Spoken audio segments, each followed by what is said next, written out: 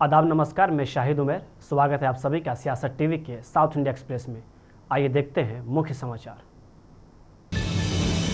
आज पूर्व मंत्री और बीआरएस के वरिष्ठ नेता टी हरीश राव ने 14 दिसंबर को होने वाली सहायक लोक अभियोजक यानी एपीपी लिखित परीक्षा को स्थगित करने की मांग की है, क्योंकि यह तेलंगाना में ग्राम पंचायत चुनावों के दूसरे चरण के मतदान के साथ मेल खाती है। उच्च न्यायालय के वरिष्ठ अधिवक्ता शिव शेखर के नेतृत्व में वकीलों के एक प्रतिनिधिमंडल ने हरीश राव से उनके आवास पर मुलाकात की और उन्हें एक विज्ञापन सौंपकर परीक्षा स्थगित करने के लिए राज्य सरकार के दबाव बनाने का अनुरोध किया।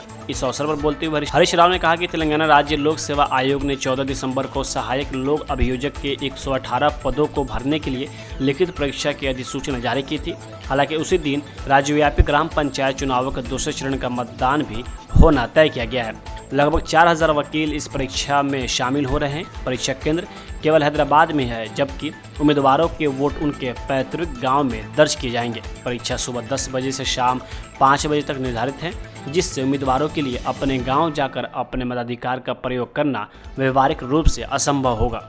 उन्होंने जोर देकर कहा है कि संविधान प्रत्येक नागरिक को मतदान का अधिकार देता है और किसी को भी परीक्षा के नाम पर इस मौलिक अधिकार से वंचित नहीं किया जाना चाहिए। एआईएमआईएम नेता असदुद्दीन ओवैसी ने कहा कि देशभक्ति को किसी एक धर्म या पहचान से जोड़ना संविधान के उसूल के खिलाफ है और इससे समाज में निश्चित तौर पर फूट बढ़ेगी। लोकसभा में राष्ट्रीय गीत वंदे मातरम के 150 साल पर चर्चा में हिस्सा लेते हुए ओवैसी ने कहा कि संविधान सभी नागरिकों को बराबर अधिकार देता है और इस अधिकार को किसी धार्मिक पहचान या निशान से नहीं जोड़ा जा सकता।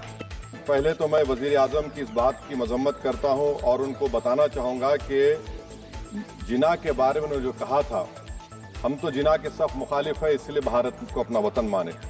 मगर 42 में आपके प्यारे वीर और जिना की पार्टी ने नॉर्थ वेस्ट फ्रंटियर, सिंध और बंगाल में मिलकर हुकूमत चलाई और उस हुकूमत ने 1.5 लाख हिंदू और मुसलमानों को अंग्रेजों की फौज में शामिल कराया ताकि वो लड़े।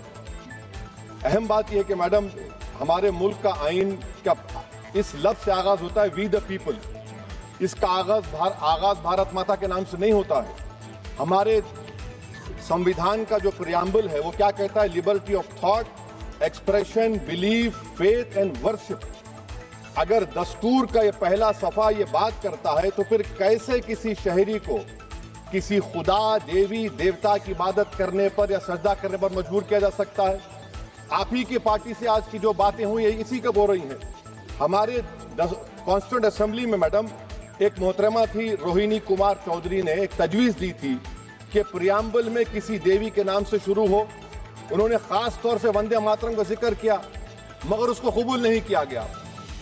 हमारा भारत एक इसका मजमुआ क्या है? इसमें हिंदू है, मुसलमान है, सिख है, ईसाई है, जैन है, एथिस्ट है, मेहनत कश है, किसान, गरीब, मजलूम और दलित है। मगर अगर जो तकारीर आज हमने यहाँ पर सुनी और बाहर जो सुनते हैं, अगर भारत को देवी कहने और उसके आगे सजदा करने, तो दरअसल कौम परस्ती को, वतन से मोहब्बत को मजहब में तब्दील कर रहे और फिर यहाँ पर बोल रहे कि अगर भारत में रहना है तो वंदे मातरम गाना पड़ेगा। भाई ये तो संविधान के खिलाफ है।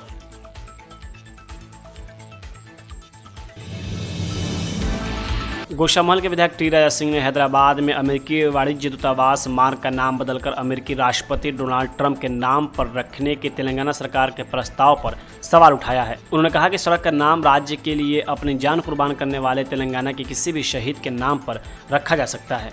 आज से तेलंगाना में तेलंगाना राइजिंग ग्लोबल समिट का एक कार्यक्रम प्रारंभ हुआ है तेलंगाना के मुख्यमंत्री द्वारा।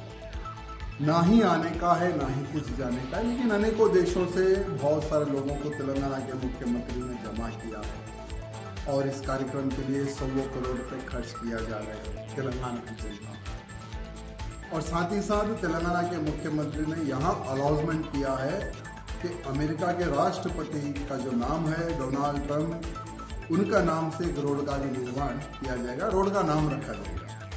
तो हमारे मुख्यमंत्री से मैं पूछना चाहूँगा, जिन्होंने तेलंगाना की आज़ादी के लिए, तेलंगाना अलग के लिए अनेकों नौजवानों ने प्राण दिए, उनमें से किसी का नाम लगा देते? अरे नहीं तो कम से कम देश की आज़ादी में अनेकों देशभक्तों ने प्राण दिए, ऐसे तेलंगाना का भी कई लोग हैं। उनका किसी का नाम लगा लेते हैं। अरे कम से कम जो निज़ाम के समय पर भाग्यनगर का नाम बदल के हैदराबाद लगाया, भाग्यनगर लगा देते, लेकिन नहीं, मुझे तो नेशनल मीडिया में आना है। यहाँ छोटी सी सोच रखकर मुख्यमंत्री रेवंत रेड्डी ने अमेरिका के राष्ट्रपति का नाम लगाने का अलाउजमेंट किया। बड़ी दुर्भाग्य की बात है। और रही तेलंगाना की बात, आज तेलंगाना का विकास ठप है, किसान परेशान है, लैंड रेट टोटली जीरो हो चुका है, ना ही कोई लैंड खरीदने के लिए आ रहा है, ना ही कोई लैंड बेचने के लिए जा रहा है, क्योंकि कौड़ियों के भाव में लोग लैंड पूछ रहे हैं।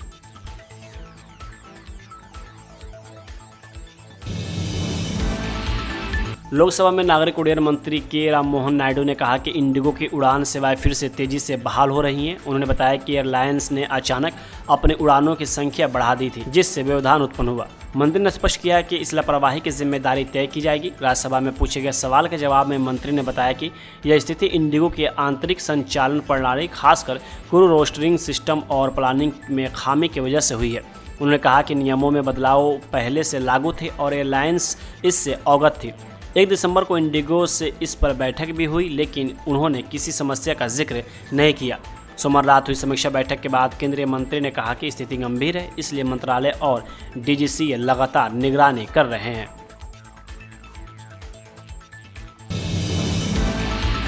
किसानों के मुद्दों पर हो रहे विरोध प्रदर्शन पर विधान परिषद में विपक्ष के नेता और कर्नाटक के विधायक शशिकला जोले ने कहा कि बेलगावी को कर्नाटक की दूसरी राजधानी माना जाता है, लेकिन विकास के मामले में हम दक्षिण कर्नाटक से काफ़ी पीछे हैं।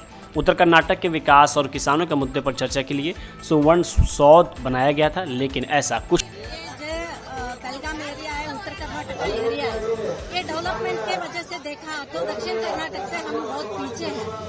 तो इधर सुवर्ण सौदा क्यों बनाया कि यहाँ उत्तर कर्नाटक के डेवलपमेंट का, इधर के किसानों का ये सब चर्चा होना चाहिए और यहाँ पे डेवलपमेंट होना चाहिए। तो ऐसा कुछ नहीं हो रहा है। अभी तो ये कांग्रेस गवर्नमेंट आने के बाद यहाँ पे किसानों पे बहुत सारा अन्याय हो रहा है, क्योंकि अभी 7 महीने से बारिश था, बारिश के वजह से किसानों का खेती में प्रॉब्लम आ गया, उनका जो भी फसल था वो गया। तो अभी भी कर्नाटक सरकार से उनको अकाउंट पे पैसे नहीं आया। जब भी हमारा बीजेपी का गवर्नमेंट था तो 24 आवर्स में हम उनको पूछते थे और उनके अकाउंट में पैसे डालते थे। तो अभी भी जो भी टूर डाला उसको भी जो भी अमाउंट देना था वो बहुत कम दिया है। और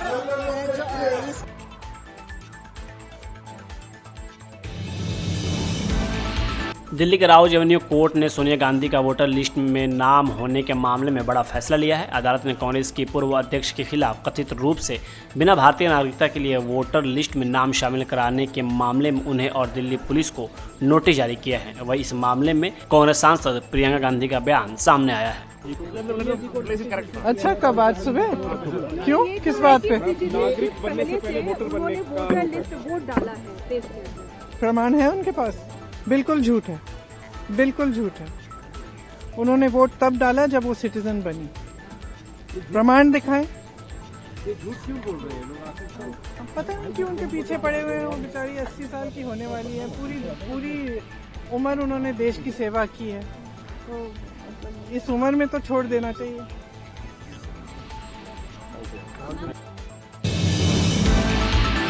केरल के 7 जिलों में मतदाताओं ने आज स्थानीय चुनाव के पहले चरण के लिए मतदान शुरू कर दिया। कई लोग इसे अगले साल होने वाले राज्य विधानसभा चुनाव से पहले एक संकेत के रूप में देख रहे हैं। आज 7 बजे मतदान शुरू हुआ। राज्य चुनाव आयोग के अनुसार सुबह 9:30 बजे तक मतदान प्रतिशत 14.5% को पार कर गया था। अभिनेता आसिफ अली और रंजी पड़ेकर सहित विभिन्न क्षेत्रों के मतदाता सुबह जल्दी ही वोट डालने के लिए कतारों में लग गए। विपक्ष के नेता वी.डी. सतीशन, यूडीएफ संयोजक अदूर प्रकाश और वरिष्ठ कांग्रेस नेता रमेश ने यूडीएफ की ऐतिहासिक जीत का भरोसा जताया। उन्होंने दावा किया कि सत्ता विरोधी भावना प्रबल है और सबरीमाला स्वर्ण मुद्दे ने सत्तारूढ़ एलडीएफ को कमजोर कर दिया है। वहीं भाजपा राज्य में अपनी उपस्थिति मजबूत करने की कोशिश कर रही है। उसका अभियान सबरीमाला मंदिर के प्रबंधन और अन्य संवेदनशील धार्मिक मुद्दों पर केंद्रित रहा है।